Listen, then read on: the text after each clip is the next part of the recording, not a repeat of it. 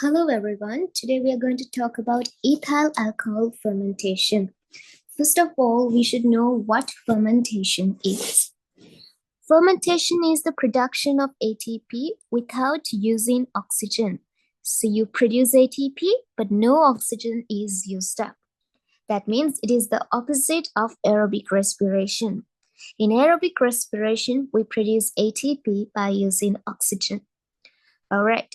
So fermentation can be divided into two types, ethyl alcohol fermentation and lactic acid fermentation. Today we are going to go with ethyl alcohol, and let me tell you the first step in ethyl alcohol fermentation. The first step is called glycolysis. Glycolysis. Right? So this is not just the first step of ethyl alcohol fermentation, but it is also the first step of lactic acid fermentation as well as aerobic respiration. So what is this glycolysis? Glycolysis is actually the breakdown of one glucose molecule into two pyruvate molecules, and there's going to be a net production of two ATP molecules and two NADH molecules. Right, so that is the first step of ethyl alcohol fermentation. Now remember, glucose is a 6-carbon molecule and pyruvate is a 3-carbon molecule. That is the reason why glucose is being broken down into two pyruvate molecules. And if you have listened carefully, I told you the net production of ATP is going to be two ATP molecules. The reason why I said that was because initially two ATP molecules were used up along with glucose, and what is being produced is 4 ATP molecules. So if we calculate the net production of ATP, that is going to be 2 ATP molecules, right? And you can see another molecule is being produced, and that is the NADH molecule. Remember, in fermentation process, we're not going to let this be used as energy. In aerobic respiration, we do use NADH to produce ATP, but in fermentation, the NAD plus is very limited. NAD plus is limited, so we need to recycle the NADH molecules to produce NAD plus again.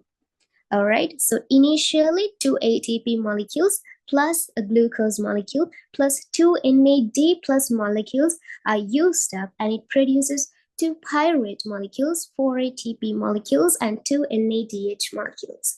But to enhance the availability of NAD plus, this NADH is not used as energy. It should be recycled back into NAD plus. Right, let's move on to the second step. In the second step, pyruvate, the produced pyruvate is used in 2 steps. We use the pyruvate in 2 steps, right? The first step that pyruvate is used in is pyruvate is converted to acetaldehyde. Pyruvate is converted to this molecule called acetaldehyde, right? Acetaldehyde. So pyruvate is a 3-carbon molecule. Acetaldehyde is a 2-carbon molecule. So to produce this acetaldehyde, a carbon molecule should get removed. This carbon molecule gets removed in the form of carbon dioxide, right? So pyruvate gets involved in 2 steps. In the first step, pyruvate is converted to the 2-carbon acetaldehyde, releasing a molecule of carbon dioxide. Remember, there are 2 pyruvate molecules which were produced in the glycolysis process. So both the pyruvate molecules should be converted into acetaldehyde molecules, right? All right, let's move on to the second step that pyruvate gets involved in. In the second step, what happens is this acetaldehyde which is produced is reduced. This acetaldehyde which is produced gets reduced to ethanol, right? Ethanol. So in order to get reduced, we know when a reduction occurs, oxidation also occurs along with it, right?